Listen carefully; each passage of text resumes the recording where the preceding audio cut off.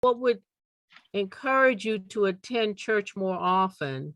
And Right. this was the question that we thought we really needed to concentrate on, because we thought we could get some of the recommendations for the vestry.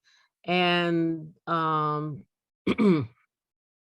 it says, more people in my age group and multiple responses, opportunities for worship later in the day, in multiple responses.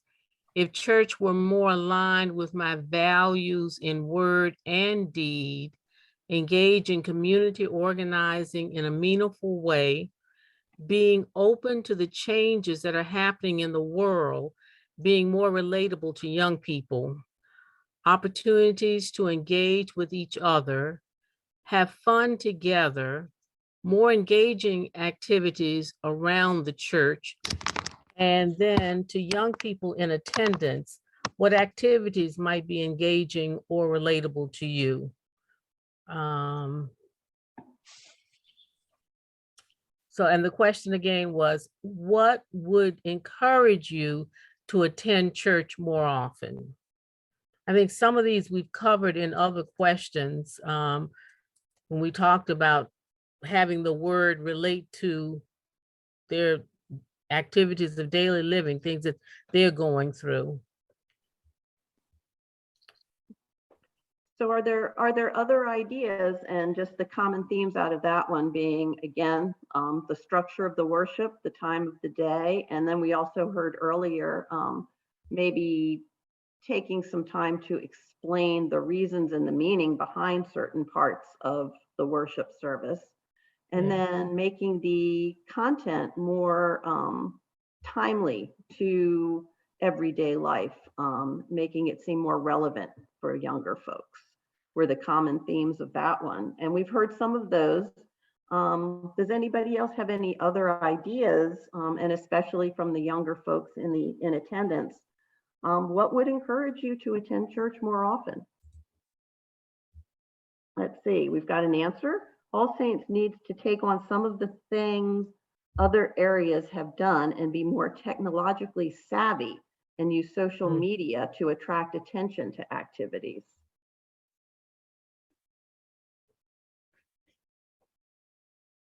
Any thoughts about that? I think that I think the point is well made, but I also think that we're really working towards trying to be there and do that. I know Deb Shoup and others have worked, and Steve and others have worked very hard in that area and are continuing to do so. So I don't disagree with the point. I'm just saying I think All Saints is really moving in that direction. So trying to move in that direction. And perhaps that could be an area where the youth could help. They are more tech savvy than some of us. Deb, you got your hand up? Unmute. Sorry. Being the social media person at All Saints, I would take any young person to sit down with me, help me. I do what I know, but I'm of a different generation, and I think I learn slower than others sometimes. But if any one of our young people on the call would like to help me, let me know. Or if you have suggestions, let me know. I'll take any help I can get. Because I agree that we need to take it to make it more available, social media for younger people. And I don't know all the modes and methods at this point in time. So bring it on. All right, thanks. Martha. Yeah, I have a comment. I just want to say that all during the epidemic, talking with friends of mine in other locations, other churches, they did nothing but compliment the strides we had made in the IT world in servicing our communicants, our parishioners, excuse me, in this way. So I think if some of these young people would investigate what we have done and what we are doing, and as Deb said, they might want to come on board and lend their services to make it better. But I have nothing but compliments for our church and the people in our church who have made this available to all of us during the epidemic. So that's all my comment. Thank you. Thus far is appreciated. And while you acknowledge all more can be done, you want to make sure that the work that has been done goes acknowledged and is appreciated. Absolutely. Thank you. I'll read a couple more of the things that came into the chat. We have more youth-centered and community events, and then along with that, more activities outside, weather permitting, real-world connections in the sermon, more music and arts, sermons that are more accessible to people of many backgrounds and knowledge levels of what church is in general, and then having discussions with youth over Zoom when possible. This is Cheryl Munn again. One of the things that I think would really be good to do is to capture all these comments, and when our new rector comes in, show them to him and let him see the discussions and the input of the youth and the discussion about it. And we can come up with some recommendations certainly, but he may come up with a lot of his own good ideas just from how this discussion is going. And so I think that's an important thing for us to do, that we don't lose this and we make it available to him. I'm So copying. Cheryl, I'm doing because copy of and paste. that, Kip is recording this, Good. and he's going to share this with Father Andrew. Yeah, and And- capture all the chat comments as well. Yeah. Right. I'm capturing the chat comments. Okay, good. And Good. Kelly is also taking notes, so. Good. We have the um, capacity to save the chat in its entirety, and that will be shared with Father Andrew. So I wanted to circle back because somebody had made a comment earlier that we didn't get to discuss. Somebody wants to know, is the problem that we have a lot of families with kids at the church, but they just don't attend? Or is it that we just don't have a lot of kids at the church? So I guess, yeah, is it just, which is it, or is it both? What is the issue with young people in the church? I can respond to that. And I think the answer is that it is both. We have issues of, you can just take a look at our directory, which lists families with children as opposed to those that do not have children at home. And it is heavily weighted towards the latter of couples or families that do not have younger children living at home with them anymore, is the majority of our parish. But we also have some challenges in that those of us with young kids at home, including my own family, are not always able to attend church. And I think there's a lot of reasons for that have been magnified by the pandemic issues. So I think we're at a good kind of fresh start zone, both in that young people are now largely able to be vaccinated, and we're looking at having a new rector, and we're having this conversation to open us all up to how do we start from here where we are and move forward. But I do think there are elements of both of those pieces. Thank you for responding to that, Kelly. There's another comment in the chat. At Chesapeake Church, my friends in high school really loved when they did the retreats and went camping. So they did some real world fun activities with a little bit of community service activity and fun and some religious discussion. So again, that might be another idea to put forward is that something that All Saints wants to think about doing? This is Cheryl Munn again. That's an interesting comment because, those of us even at my age when we were young and in youth groups in the church and so forth, that's precisely the type of thing that we would do as a youth group. We would have, some nice activities like that. It might be a camping trip, it might be whatever, but it also always include some kind of service done to the community and some kind of worship. The worship might just be a devotional and prayer or something, but something that was spiritual and worshipful as part of that the whole program. And, that's how the youth group worked. And we had very strong youth groups in the churches that I grew up with. Of course, that's a different day. I understand that completely. But what was just described is exactly what we did. And that's what we do really in Sputnik. I was just going to ask, and isn't that a service that you have young people doing it? So that's exactly what we're doing. Right. And they aren't all members of All Saints. And their parents aren't members of All Some young Saints. in people. all cases. Right. Yeah, I mean, we I try think to. that should be recognized. Yeah, we try to incorporate all of those elements to some degree within Sputnik, and we've had very good responses from the young people, and we really appreciate all they do. Great. It sounds like there's an addition to that comment. It also helped that they met on Wednesday nights and had the lobby right there. That's that coffee bar. And people felt really adult going and getting food and coffee and then meeting for an hour and a half. So there was the draw of food as well.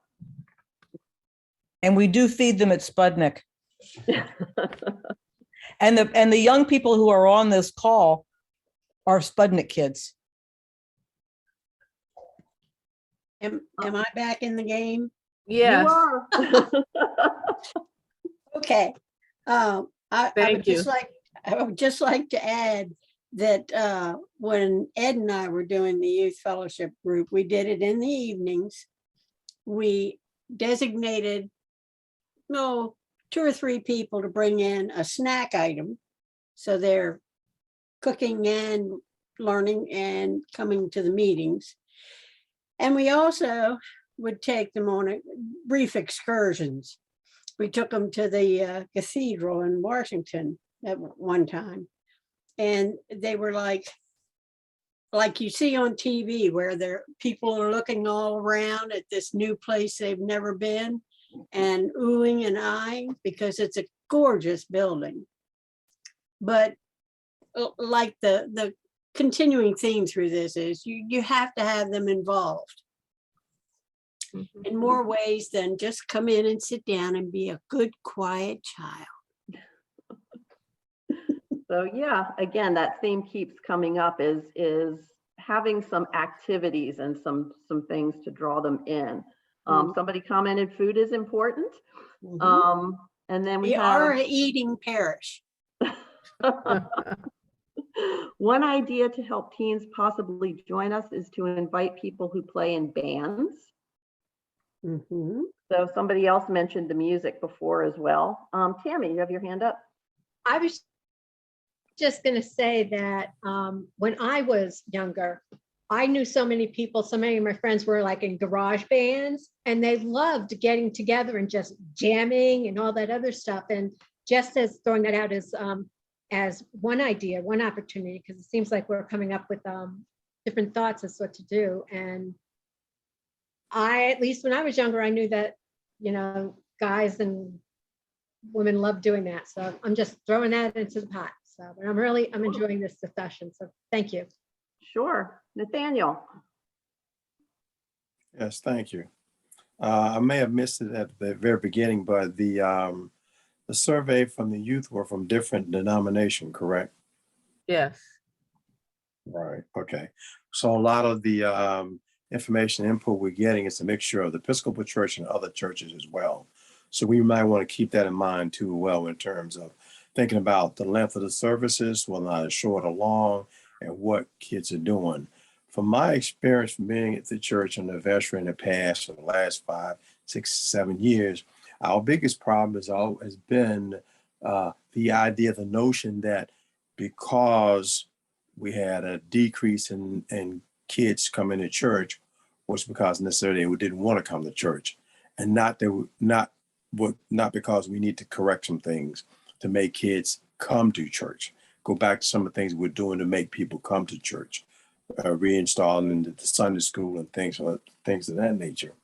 But one of the things I think Kelly had mentioned before, somewhere I saw that it talked about we have youth that we're going after, but what about the youth we have right now? So I think one of the things our first step to do is to work with the parents, because Little kids, 6, 7, 8, 9, 10, 11, 12, cannot come to church by themselves.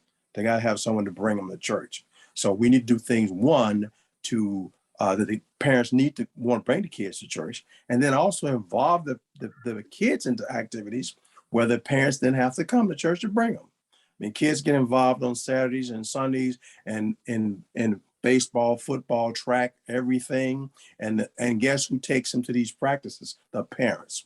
So we just had a discussion this morning, myself, the guard, and one of the deans at the cathedral, about we need to allow kids, when we talk about religion, we need to allow kids to practice their belief so that they see value added, because Mun talked about this, they see value in coming to church. They understand why you come to church, or at least get into church first to be exposed to it, then make a definition or make a determination as to whether this is something you want to do or you want to try something else.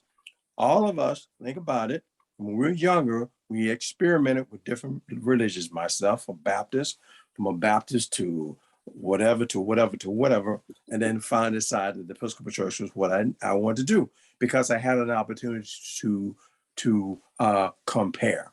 So not only do we get a chance to compare, but you've heard me say a number of times that we need to go to other churches to see other sermons and see, but we also need to go visit other churches to see what they're doing, and not necessarily just Episcopal churches, but Methodist churches, Jehovah Witness, Friends, whatever church it is, just to see how they deal with this issue with bringing kids in, because we have the opportunity to get kids involved through the acolytes, through Sunday school, through the media, doing media with different committees. We have the opportunities. We just need to start with number one, making sure that parents understand that, yeah, I understand you don't want to go to church today because you don't feel like going, but yet the next day you got to go to school. So just as you make them go to school, you should also bring them in to go to church, because the foundation is which we build on. It's always kind of hard to build a house 10 years from now without a foundation. You need a foundation. Comments, all I got to ask, not a sermon, just a thought. Thanks, Nathaniel. And that actually ties right into a comment that was in the chat, which is maybe we need to ask the parents of kids of varying ages why they aren't coming. It isn't just the kids, since most can't drive themselves. So again, engaging the parents to bring the kids in is very important. I agree with that. But, you know, when I was a kid, I think there was 2 different denominations of churches. There was the Methodist, and I think it was the Baptist, that would go around and figure out where the children in the church lived, and if their parents couldn't bring them, somebody would go by and pick them up and bring them to church. And then, of course, right after church, you had Sunday school. And then when that was over, if there were refreshments served, fine, they partook of those, and then the same person would take them home. These days, are there liabilities for that we have to have special insurance to do that kind of thing? I don't know. We Well, did this when our children were young. One family was in North Beach. I mean, young. Our children were 5 and 7. And we got up Sunday mornings and went to North Beach and picked up these 2 kids and brought them to church, Sunday school church, and then took them back home. Father Daniel arranged this with several families. So it has been done. Yeah. So that might be something to add to the suggestions that go forward. Yeah. Well, it would bear looking into as far as insurance goes, that kind of thing. Sure. But it's an idea that, you know, it's a step in the direction of going, as someone mentioned before, going, meet the kids where they are, meet them at home and bring them to church. Right. So literally meeting them where they are. Yes. Exactly. Yep. Just wanted to say the thing the vestry approved a plan for what we call the church bus plan, which is a van pool arrangement with volunteers driving and another adult along for safety reasons, bringing kids to church, working with community organizations to identify children who would like to come to church, whose parents would like them to come to church. and it's approved and ready to go. We had just started getting the volunteers necessary to do it when we hit COVID. Let me read out one last comment here, and then we can move to the next slide. For our young folks in this discussion, if you would like to talk with me about social media suggestions, okay, so that's from Deb, please. She's got her email there, and she again says she would love to hear your thoughts and ideas. And let's see, regardless of how we physically get people there, we have to have the programming for them to come and enjoy. Okay, so let's go on to the next slide because I want to make sure you get through your whole discussion. That was the last question, number 4. Right, we got more though.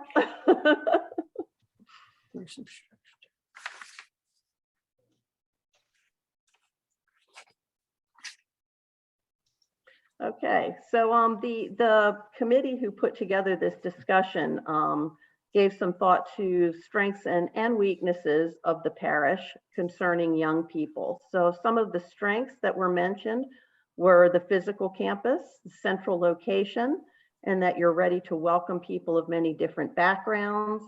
The weaknesses are the average parishioner age and the smaller size of the congregation. So again, this is just the committee that came up with these. If anybody on the call thinking about the strengths and weaknesses of your parish in relation to younger people, are there any other thoughts, things that you might like to add?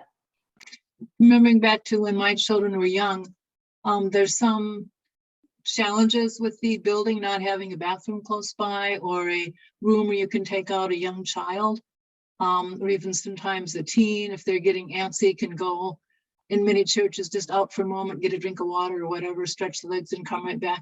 So I think we have wonderful ushers who do a great job of welcoming people and letting them know, you know, if you need to use the bathroom, it's just down the steps in that building, just the door, and there's a nursery there. And I think we need to continue to make sure that visitors, when they come, know that even though if you're not used to the way the pews work with little boxes and all, that people can come and go. If you need a break, you can walk out, go to the building, use the bathroom, get a drink of water, so that it's not, I know the first time I went to a church that had a little box, it's a different kind of feeling if you don't grow up in an Episcopal church with those sorts of pews.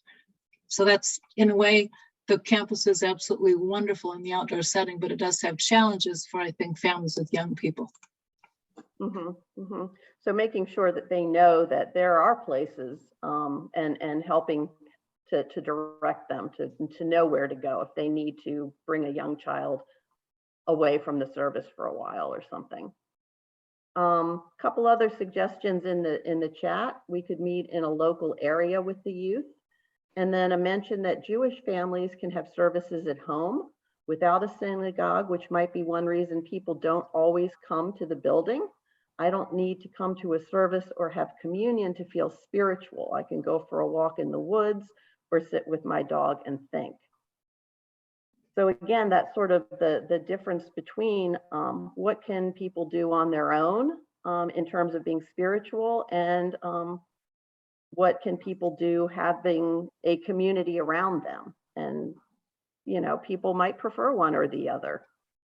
Yeah, this is Cheryl again. I fully understand about how you can be prayerful and spiritual and on your own, but you can't have community by yourself.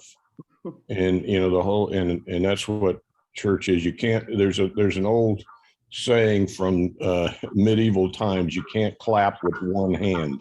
And you know, and it's.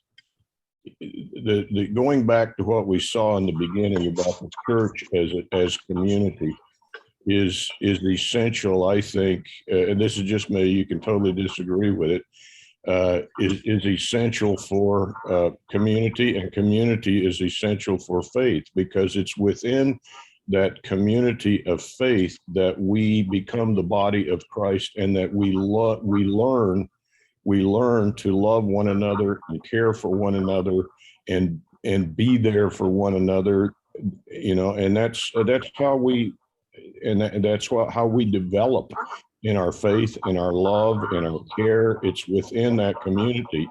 So yes, I fully understand that you can be spiritual and commune with God by yourself, but it becomes much stronger when it's done within community.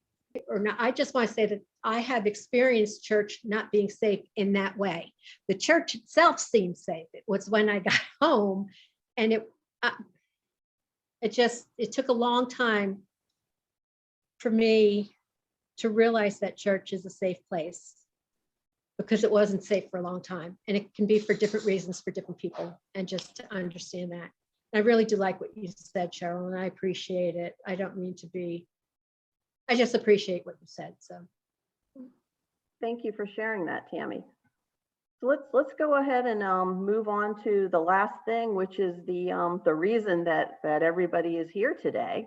How can you use your parish strengths and today's discussion to create a more approachable, relatable, and engaging atmosphere in the church for young people? And we've heard many suggestions already. So what ideas can you all think of that you would like to put forward, given what you heard from the survey and from the people on today? What are some recommendations moving forward to make the church more appealing and relatable to young folks?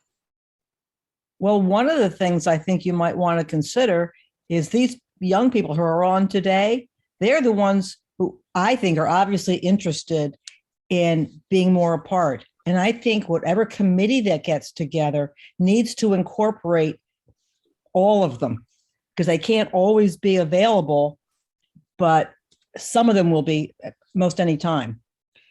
Yeah, and I also think I would love to hear from them today about what they think of this discussion and what has come out of it that they like and think is good, and what is not. Okay. And in the church, in our church, by involving acolytes, that gets more and more kids involved in the school, I mean, in the church, and then also in the choir and music and the whole works. But as I said before, we don't have to reinvent the wheel. We could just look at other churches doing the same thing. So And then take the information we have, of course, from the kids today. So it's important for you to take, you don't feel like you need to reinvent the wheel. Go to some other churches that have active youth there, find out what they're doing, and perhaps that might be some things that you all could do. In the chat, we've got more music and arts involvement, as well as more community events with youth, outdoor ones, inside ones, fun events. And then we have a lot of the teens you might get in are then going to grow up and go away to college, and they may not come back to the county. So you really need to bring in young families to keep having families with children that are interested, that move through as the kids grow up, or else the kids are going to go to college and then maybe be gone. So that kind of goes back to Nathaniel's point too, that getting those families in with the young kids that can then grow up through the church. One thing that I've had the distinct pleasure of doing is actually meeting Father Andrew, and Hope has as well. Hope can attest to this. Father Andrew has made a very successful effort at the church where he is to gather youth together. We can have all the discussions we want here, and it's a good thing that we're doing this because it's bringing a lot of ideas and we can present them to him.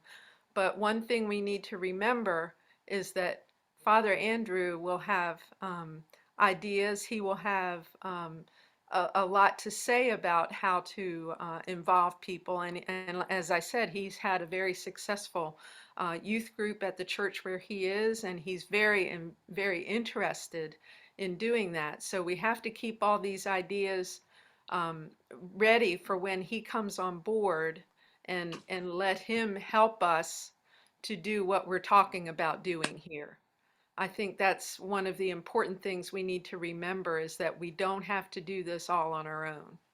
Yeah, because the growth of the church comes from the top. Thanks, Deb. So yeah, not forgetting that the new rector is coming in with some ideas as well.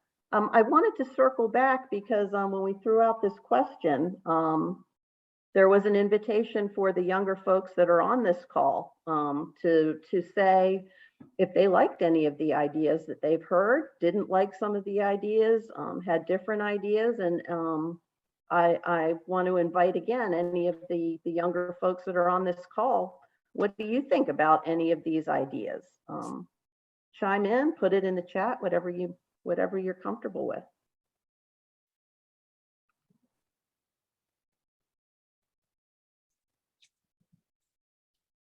And I will add, while we wait to see if any of our other young people have any comments they would like to include, I had two thoughts that I think are going to be important in whatever we prepare. The first being, I think it's important that we stress a come as you are, come when you can mentality. I know when I was growing up, there was a you go to church every Sunday, you're always here.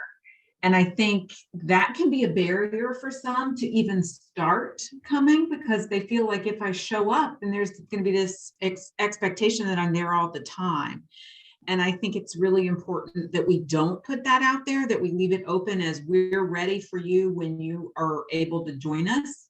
And I know that's hard on planning. It's hard for logistics if you don't know if you're going to have 3 kids or 30. But I think that's going to be really critical in that sense of being open and welcoming, is that we'll take you as you are when you can be here.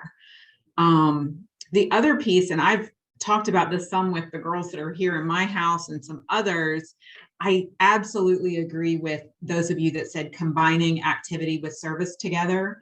And some folks have talked about doing that outside. We are really fortunate in that we're a parish that has a fire pit. Not every church does.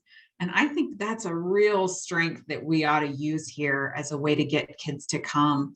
I heard Nate's comment about starting from Sunday school, but I also know we saw so many comments that Sunday morning just wasn't conducive.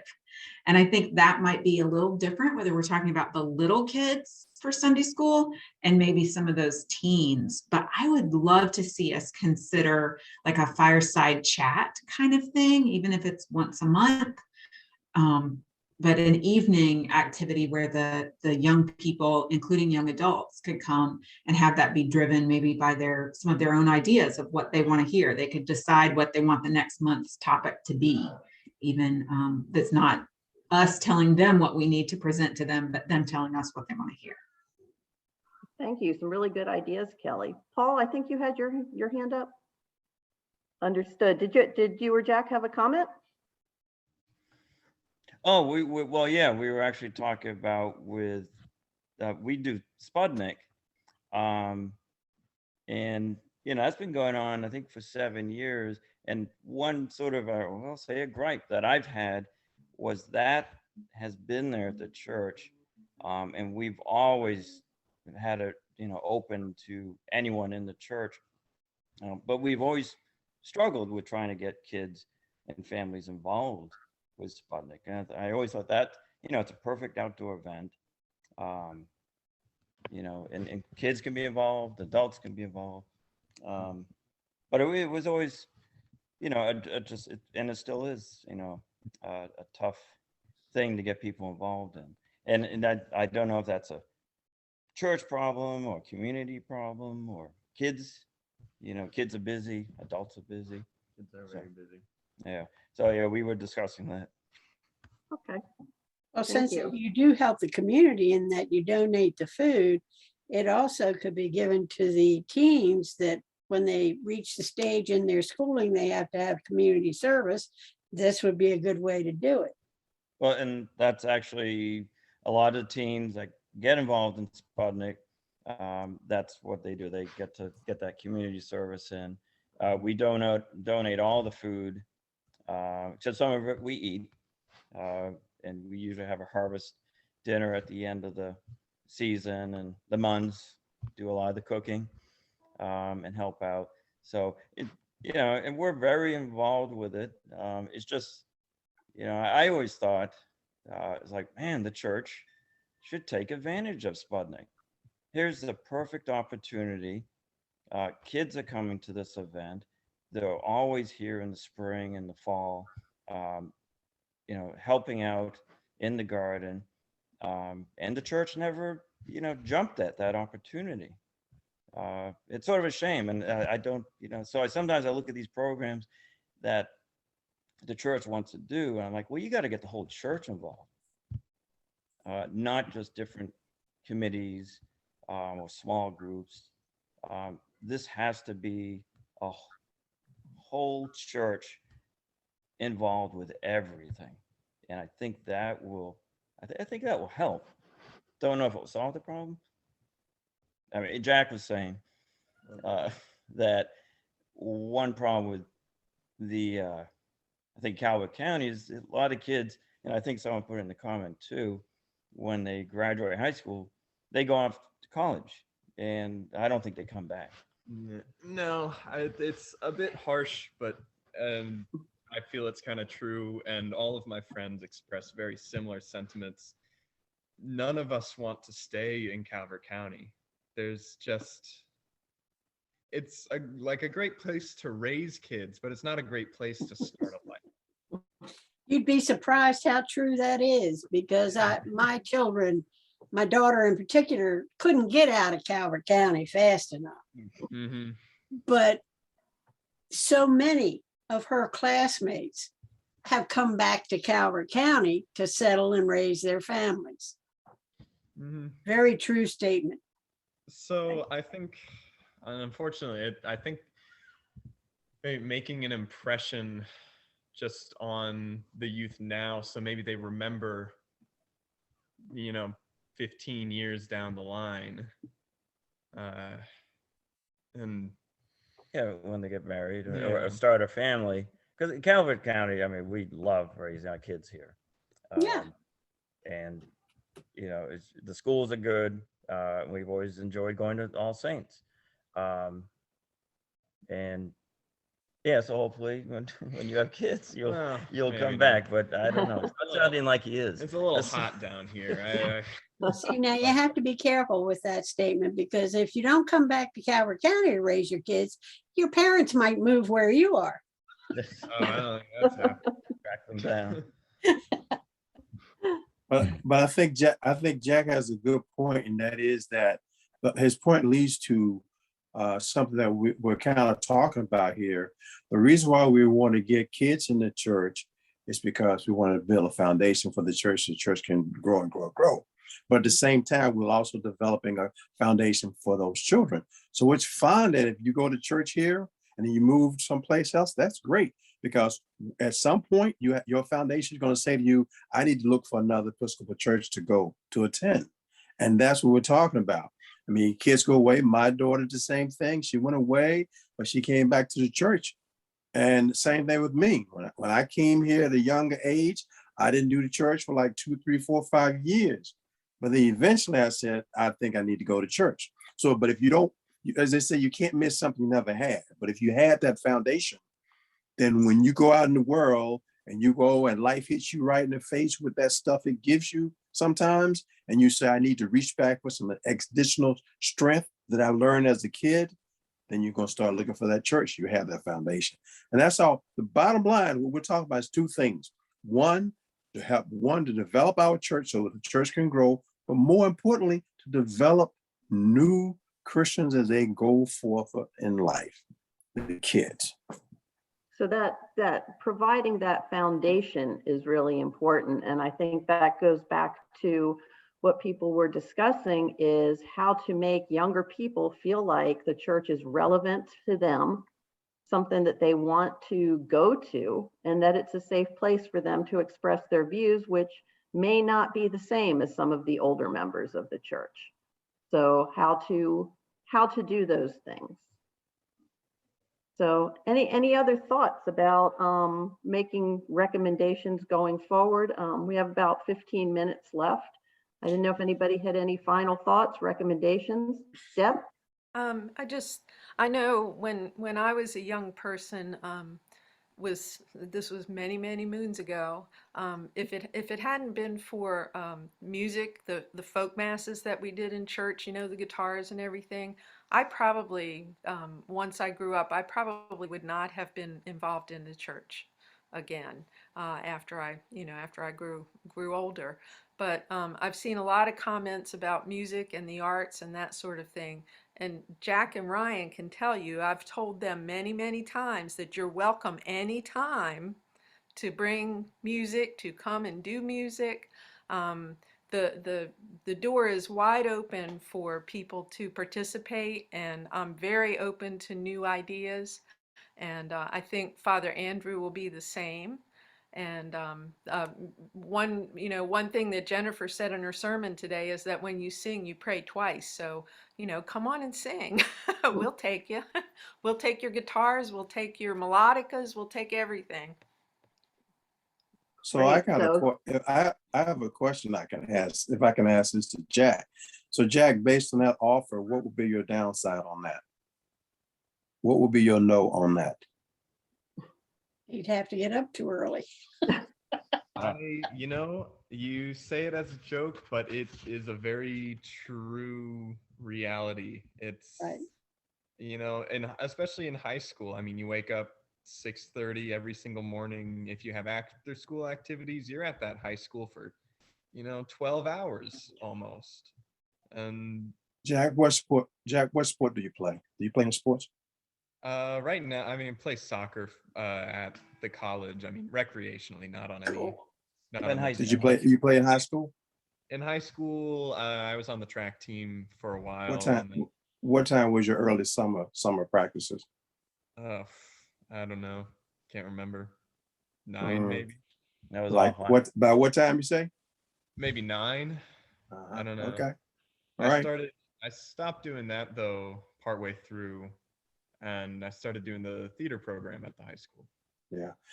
Even So that today, early morning time continues to be, and that was one of the suggestions, is maybe coming up with some other times that would draw more young people in, because mornings aren't appealing.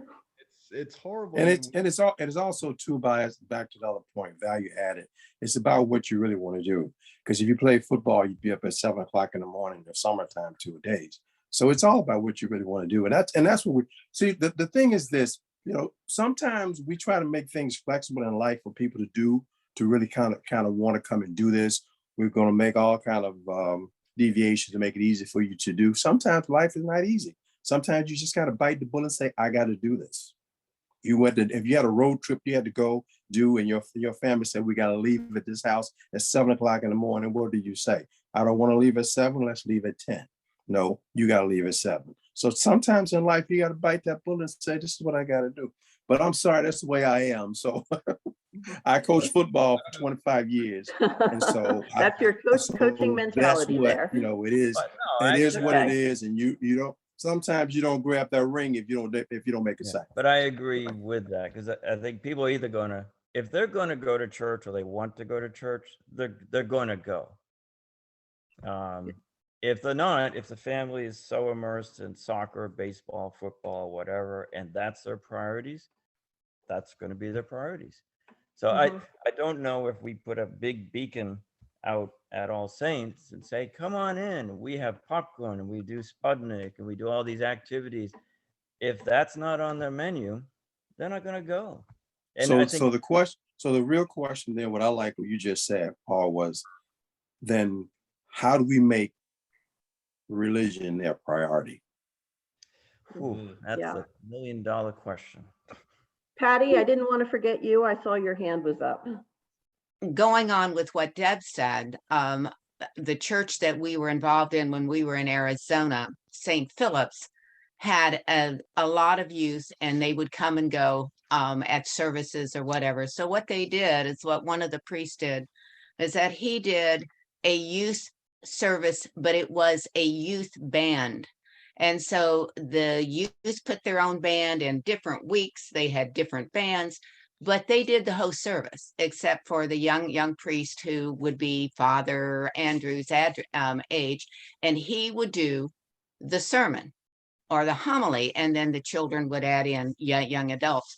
Well, the only bad thing about that is I think they got up to 100 children, 150 children, not just people from the Episcopal Church and St. Philip's, but they had children coming from everywhere, from every denomination, and it was a very fantastic success. It started to slow down though, because the adults came in once or twice and loved the service because it was a youth service. The service put some of it on, and the adults started to kill it. And then the priest there said, enough. This is a youth service, a youth band, a folk band, no adults. And so it continued to grow. And when we finally left, I think the youth group or the youth people attending was up to over 200, but it was a success. When I brought that to Ken said, great idea. And they did the 503 service, but he didn't do the youth part where it was just for the youth. So there are lots of things that the young people enjoy. Jack can verify that in music, but it was at 5 o'clock on Sunday. And it was a good time for them and a good time for all those activities. Patty, just Okay. to repeat what you said, it was open to young people, but we didn't Yeah. get the participation. Right. And you do well. And again, we tried to make it for youth. for young people to do, but we didn't get participation. I understand that. And as I said, it's amazing how once we get some numbers, then things can happen fully. So I have faith in Father Andrew that he'll come in here and bring them in. He will build it and they will come. But great Sherry, discussion, everybody. Sherry, Sherry, can we move to, it's been a great stimulating discussion. What I want to move to, Sherry, can you lead us into developing at least 2 recommendations that we can present to the vestry and Father Andrew? One I've heard come over and over and over again, it's the time. Can we address that issue? Maybe at a time that we could get more young people involved. So I mean, we have an 8 o'clock service and then have an evening service. So having 2 services, one in the morning and one in the evening. For those hardcore 8 o'clockers, which I'm one, and then have another service in the evening, like that has been brought up before on today's chat. And you can either do a straight service for those people that don't want to get up early, or you can do a youth-oriented service. I see Jack has a hand. I thought Jack had a hand up. Is there a further comment from the Dixon House? Yep. Was it? Oh yeah, somehow. Wow, you guys are watching us. I'm holding my guitar. Oh yeah. No, we were talking again. And we were saying I think it should just be one service. All that way, all the parishioners in the church, young and old, are together. And then the Jack had chimed in. What a divided. No, a divided front can't stand. Mm. You could make a youth-based the 503 service. I had never heard of that before at all. I had no idea what Miss Hatley was talking about. Not in a bad way. When I say in a bad way, Yeah, I think it's more marketing. Yeah, I advertising. had never heard of that. But kind of moving on, I think you have to get the church all in one, united front before you can start sectioning it off again. Well, but the thing is, Jack, you've got so many responses to these questions that the young people that we're trying to attract don't want to get up early.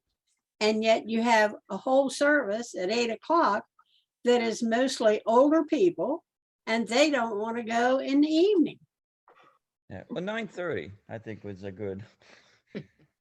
We could usually get the kids out the door. 9:30 is good. We've got a 10. There was also a suggestion for considering a weeknight service as well that might draw some younger people. That can be a recommendation that we consider, or Father Andrew consider in his deliberations on this, about alternate times for worship services. We don't have to tell him 3 services or a 10 o'clock service, but just make the recommendation to consider that. And that's a perfectly legitimate recommendation. So. Okay. I think Okay. that should definitely be one because it sounds like we're all in accord, one way or another. So, Oh, and I although just- there's just a couple of minutes left, what about a second recommendation? I know one of the goals was to have two, and again, these aren't necessarily things that will happen, just something to bring to the rector and the vestry. Well, I think we've talked about involving youth and young people and young families in various ways, whether that's in the service or whether that's in programs or whether that's around a fire or that sort of thing.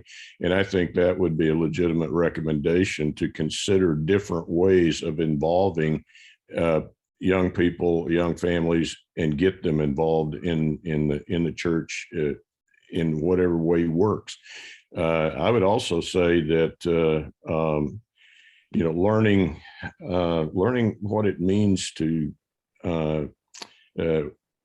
build community. What does community mean for people? What when we talked about community at the beginning, and we hear that word a lot in church.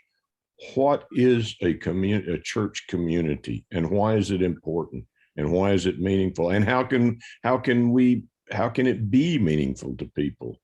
So, building community, but building what sort of community are we talking about?